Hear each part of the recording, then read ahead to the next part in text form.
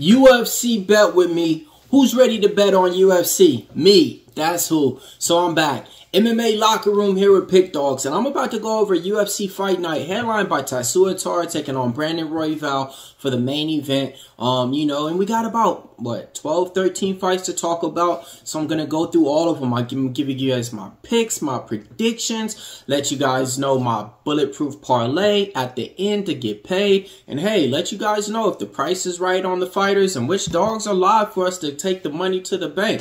All right, man, how'd you guys do last week? All right, man. What about that main event? Alex Pereira versus Khalil Rountree. Man, I mean, I was giving out Khalil Rountree because I thought he was a live dog in there. And, it was a great fight. So, we wasn't able to hit that dog shot, on there. But it was a great fight, right? We went 8-4 on our predictions. Started off the night, right, with Court McGee as an underdog. He was able to cash for us on there. But besides that, I took 2 big dog shots. You know what I did, man. And it was just off the value, though. I thought Caitlin Vieira was going to show up. She didn't. And then I took a shot on Alex Pereira as a big dog. And then Kevin Holland, that was just a straight bet to where he had a freak injury, and hurt his rib and broke his rib, after in the first round and couldn't come out in the second round. So, 3 of my losses was, I can't really call it, but it is what it is. We take them on the chin. Hey, this week, I'm not trying to miss anything, so let's go ahead and get it started. First fight of the night, coming on short notice. Why? Because Junior Tafa was supposed to be taking on Chris Barnett. Chris Barnett dropped out. Now we have Sean Sharif stepping up. All right. I don't know the odds yet, but I do know something about these fighters that you guys don't. Sean Sharif is from Orange County, out here in Santa Ana, California, okay? All of his local regional scenes, he's been knocking people out with explosive power. Training over there at Extreme Couture, I think, a lot of people sleeping on him, as they should, because they don't know what they got. Junior Tafa, we know what he is, man. He's the younger brother of Justin Tafa out there. He's a hard hitter. In that first round, he's trying to go for the win. He's trying to go for the KO. If the fight gets extended, he slows down. If he gets taken down, he doesn't get up, folks. He's probably going to be a big favorite. He was already a big favorite against Chris Barnett. He was like minus 400 on the books or minus 350. This one is probably going to be around that same price tag, or if not, a little bit higher. But guess what? Off those odds and off those values, I cannot get to the window with Junior Tafa. The bet, if you guys want to bet it on what usually happens, is Junior Tafa wins in first round by KO. But me, I'm going to go with Sean Sharif in this one, man. It's a big heavyweight fight, and anything can happen. And I've seen this guy put people's lights out, So, yeah, man, I'm going with Sean Sharif, man. The big dog from OC, Orange County. Let's go ahead and get the win out here, man. All right, put Orange County and Santa Ana on the map, man. Let's go. Next fight on the card. Women's fight taking place. Julia Palashi taking on Corey McKenna. Man, all right, let's talk about it. We got Julia Palashi. She's like a minus 135 around there on the books right now. But the matchup-wise, you got a striker in Palashi. You got a wrestler and grappler in Corey McKenna. Corey McKenna, she made her UFC debut on the Contender Series. She only had like 4 or 5 fights. She won the fight by decision, and Dana White was just like, hey, I don't know what it is. It's something about her. I'm going to sign her. He signed her. She put up good wins. Wins over Vanessa Demopoulos. Wins over Kate Hansen. And she's come on some of the losses as of late over, Jacqueline Amorim, to where she got subbed. But Jacqueline Amorim is a top tier level fighter for this division. Man, I was going back and forth in this one. I like the wrestling grappling side from Corey McKenna, and I actually think she's an okay fighter in the division, she just has to get more fights. That's it. But Julia Palashi, man, the striking's going to be in her favor. She made her UFC debut against Josephine Knudsen. And it was a striker versus striker. And Josephine Knudsen, she's just top tier when it comes to that. She wasn't able to get the win, but she's coming from the background of LFA. Even touched gold in that division, too. So that's something that I always like, man. I'm a big believer in the LFA organization. And if you were able to be champion in there, 9 times out of 10, you're in the UFC, like, before you could even defend your belt. You become champion in the LFA, you don't even defend your belt. The UFC is just like, hey, we need somebody, and it's you usually. All right. I was going back and forth on this one, but my pick, I'm favoring the striker now, man. I think Julia Palashi might get taken down in this fight. Matter of fact, she will get taken down. But what is Corey McKenna going to do when she's on top? Is Palashi going to be able to get back on top? I think she should. And I think she should be able to stuff some of these takedowns because she knows that's the only thing that Corey McKenna got. And Julia Palashi, she has that mean striking mentality. And a little bit, that's what you want in women's UFC. You want the women that could turn on that switch, you know. And Julia Palashi, I'm going to go with her in this one, man. Let's go ahead and get it done. I think she wins a third round or decision, but I'll say decision with this one. Next fight taking place, man. We got Cody Haddon taking on Dan Argueta. All right, Cody Haddon made his UFC debut on the Contender Series, all right? Now he's back at him, what, -190, -185, taking on Dan Argueta. Man, we got Dan Argueta who's going to be trying to get the wrestling, get the takedowns. But if it's on the feet, what is he going to be doing? Same thing. Getting the wrestling, getting the takedowns. He's coming from the background over here at Santa Ana. Bloodline is where he trains out with Cub Swanson. And, you know, a lot of formidable up-and-coming fighters is at that gym and coming out. But it's one of those things to where we've seen the work of Dan Argueta already. We've seen him in the Ultimate Fighter, and then we've seen him now in the UFC. And I'm not seeing anything really more added to the game plan. His cardio is great, you know, but he does slow down after that second round. Cody Haddon, great striker, man. You know, I like Cody Haddon in this spot. I think he gets us to the window too. All right, next fight taking place, man. We got a matchup versus, man, I mean, this is what I like to call like a Matt Hughes type of matchup. Why? Because we got two grapplers who's going to go out here and try to implement that game plan in order to win. Pat Sabatini, 18-5. He's going to be taking on Jonathan Pierce. All right, so Jonathan Pierce, the slight favorite in this one. Opened up around like a -120. I think he's up to like a -145 now. All right. Jonathan Pierce is coming off of 2 losses. One over David Onama and one over Joanderson Brito. The Joanderson Brito one was really hard because he had him dominated in that fight.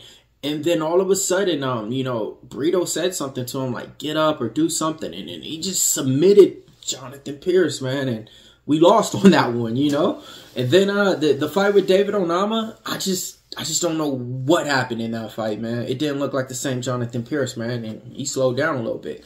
Pat Sabatini, he's a wrestler. He's a grappler. He's coming from Racy Philly Jiu-Jitsu out there in Philadelphia. Racy, those guys are dangerous when it comes down to it. But they're dangerous on the mat. And if he gets you down to the mat, you're probably going to tap.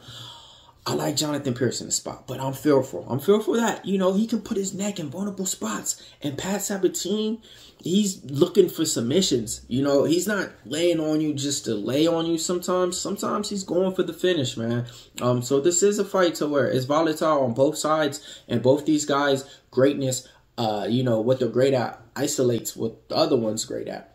But overall, with that being said, if this does stay on the feet, Jonathan Pierce is going to have way more value. I mean, Pat Sabatini, like, he doesn't know how to strike. And then when he's not able to get the takedowns, it really looked bad. You know, he's got knocked out by Damon Jackson as well.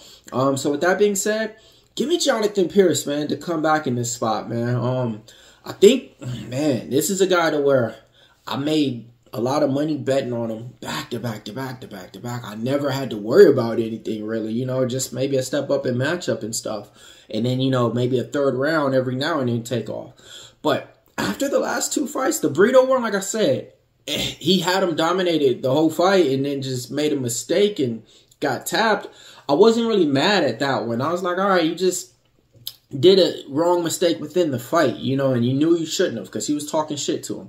But the David Onama loss is a little bit hard for me to get over, you know. So with that being said, I always have a little theory, you know. You just lost money from me twice, you know.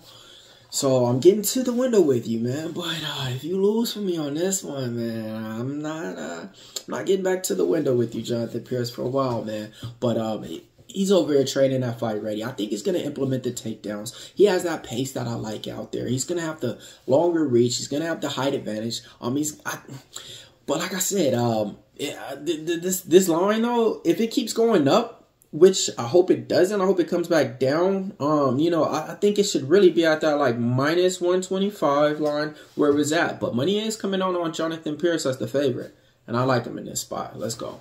All right, man. All right, I need everybody that's watching this video, hit the like button for me one time.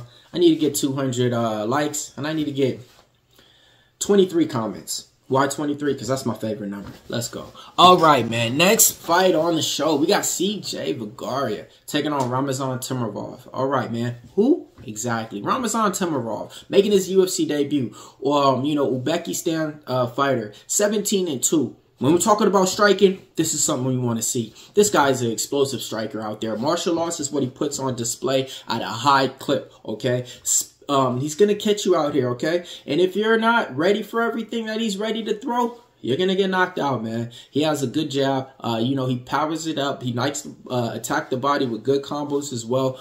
Spinning roundhouse kicks is what he throws. Fluid with the knees as well. You know, he's no stranger to the elbows. CJ Vagara. He's kind of like a fighter that's a tough, gritty fighter, man. I got to give him his credit and respect, man. He deserves to be here in the UFC, you know. But it's like this. Whenever he fights, he's a big underdog. And when he is a big favorite, he gets dropped. And, you know, he runs around in the cage sometimes. I seen him fight live. And this dude turned his back and ran in the cage. Like, I never get over it, man. But he won that fight. He won that fight for us. I only took him once in my life, and I've been betting against him the whole time. I think this is a showcase show spot for Ramazan Timurov. I think he gets it done. I wouldn't be surprised if he finishes him inside the distance. I get it. CJ Vagara is tough. He hasn't been finished. I think this guy's tough and talented for the division. Give me Timurov to win. I really like that kid too, man. I've been seeing his fights for a minute, seeing his highlights and stuff too. I just, in that division, you know, that's what I like to see. Explosive fighters, you know, putting on good showcases. All right, next fight. This fight got moved up on the card now. Clayton Carpenter taking on Lucas Roacha. Two fighters coming from the UFC Dana White Contender Series. Clayton Carpenter's what, like a minus 185, minus 190 on the books, I want to say out there. I like Clayton Carpenter in this spot. He's a wrestler. He's going to go out there and go implement the takedowns. Not just that. He's going to have the size advantage in this one as well. I want to say that Lucas Roacha is going to be the more explosive fighter out there. So where even if he's down in a round, he can come back and catch you and knock you out and hold up his hands and win and kill your tickets for you. He's that type of fighter. He has that type of momentum in him. But Clayton Carpenter is something that I've been seeing for a while now. You know, 7-0 right here. I think money's going to keep coming in on him a little bit more. But I'll be honest, the two fighters that's making their UFC debut from the Contender Series, Haddon and Clayton Carpenter, I like both of them. You know, because I've been watching them on the Contender Series and seen a little bit of the work before that as well. Lucas Roacha is no slouch though. You know, 17-1. I'm not going to say that he doesn't have a path to victory, because he does.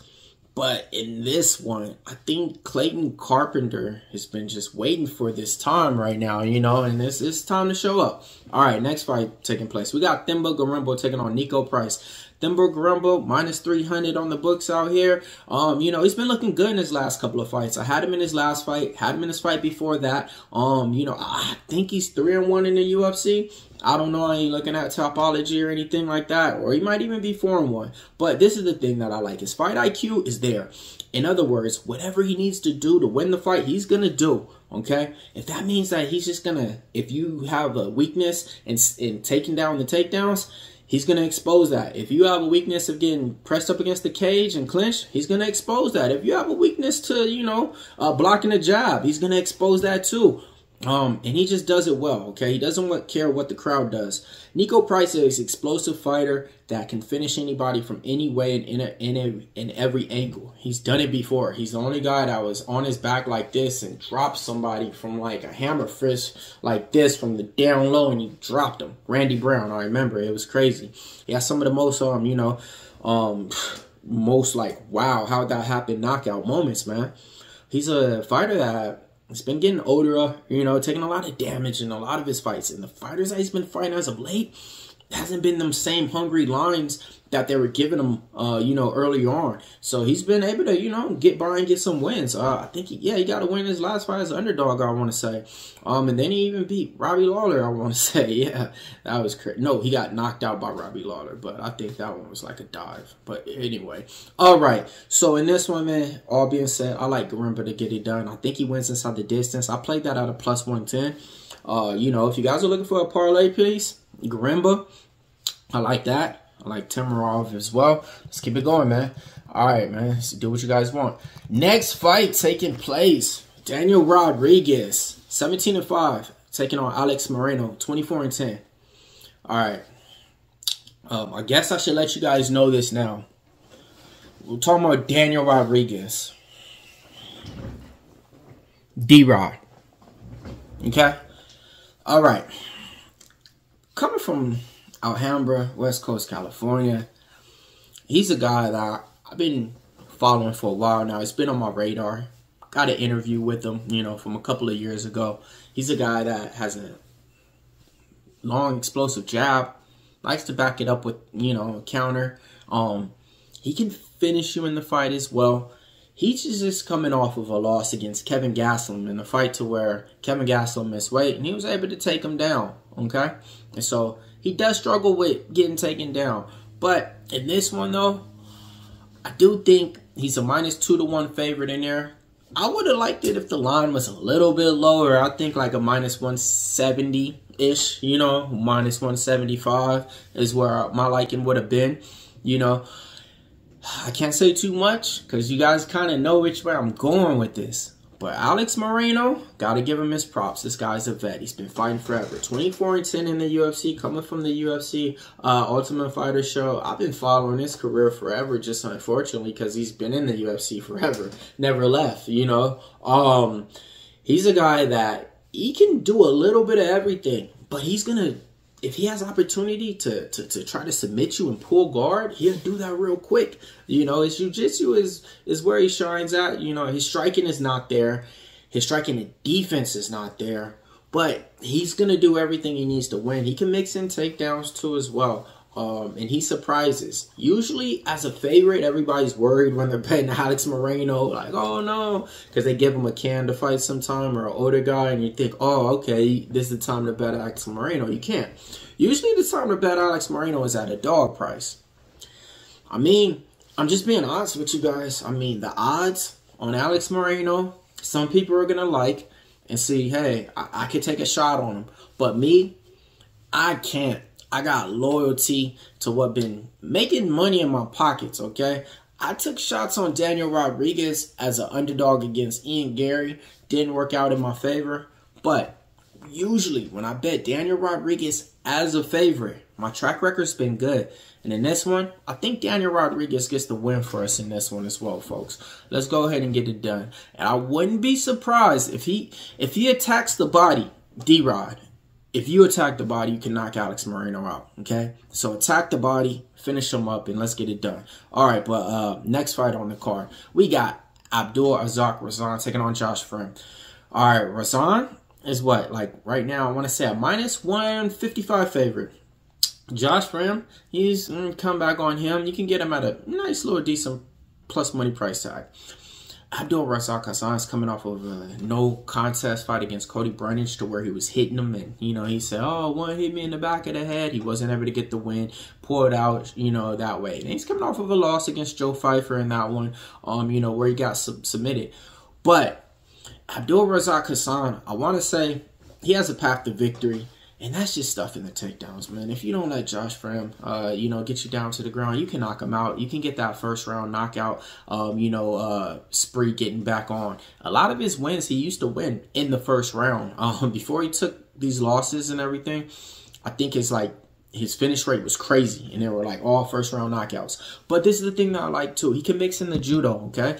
He does teach and train that at his gym. So if Josh Frim is taking him down, you know, Abdul Razak can, you know, maybe reverse him and maybe do some sweeps and get on his back. If Abdul Razak wants to make this even an easier fight, mix in the takedowns. Take Josh Frim down.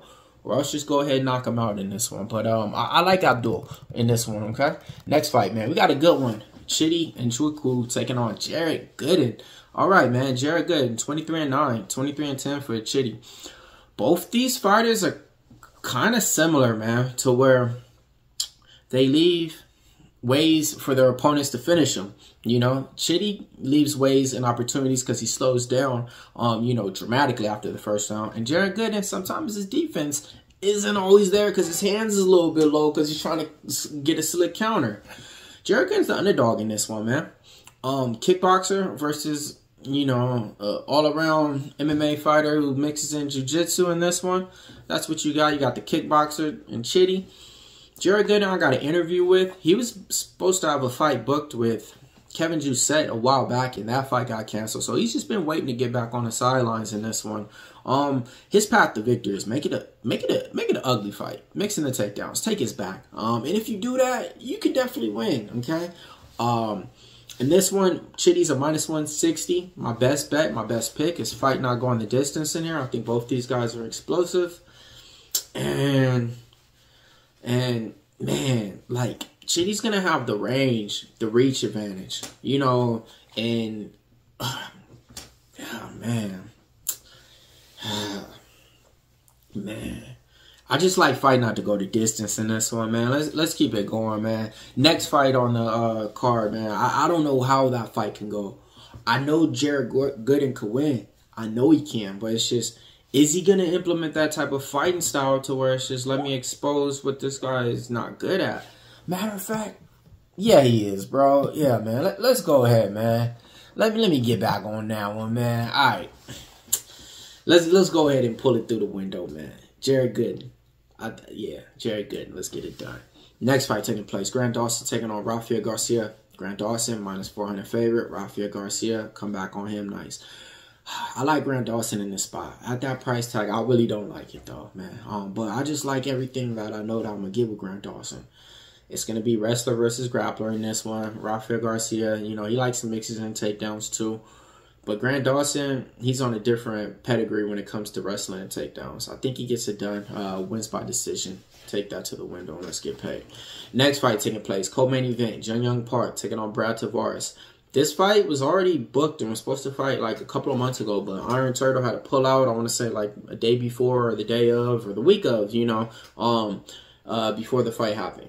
Now, we're getting a little bit of better line. Back then, he was a -180. Now he's a -170.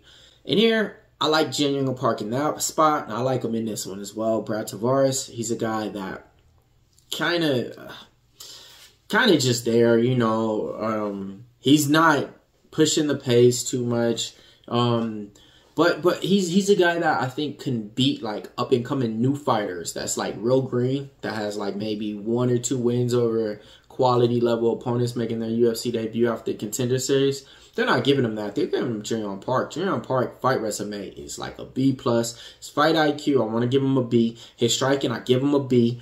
His cardio, I give him a B. I mean, all the way around, he was probably a B+ student in school because overall, that's the grade I'm going with here with Jun Young Park, the Iron Turtle. I think he gets it done to win by decision. Let's go. Jun Young Park. And when he wins, he does this crazy little dance, man. It's crazy. I want to see it. You guys got to watch it. All right, man. Main event Taira, 16-0, taking on Brandon Royval. Taira, he's one of the best fighters that I've ever seen fight from Japan. He opened up a -175. He's all the way up to a -220. His finish ability, I'll go ahead and give him like a B. His striking is getting better. I give him a C+. His cardio, never really seen him slow down too much. Giving me a B. When it comes to his fight IQ, he knows what to do and goes for the finish. Give me a B+ as well. Overall, Taira, I think he's going to be fighting for the championship belt after this fight. Brandon Royval, nice underdog. Always an explosive fighter. Entertaining guy. Can finish you on the mat. You know, striking is decent. Striking defense, suspect. When it comes down to it, coming off a win against Brandon Moreno, he's thinking that, you know, he can get back in the title realm. And he can with the win over Taira, take all that spotlight and then get one more fight and then get a call out. In this one, though, I love me some Taira. I got to the window with him at a -175. This is a guy that I've been following ever since he made his UFC debut.